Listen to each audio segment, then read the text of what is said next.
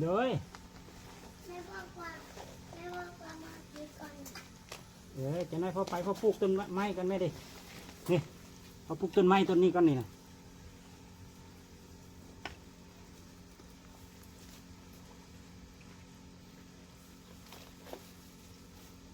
พอปลูกต้น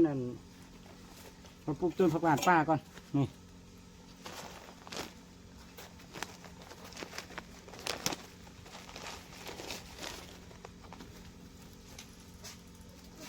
มันหวานปลายเนี่ยปลูกกินเลยลูกน้องโมปลูกละนะข้ามไปเลยก่อน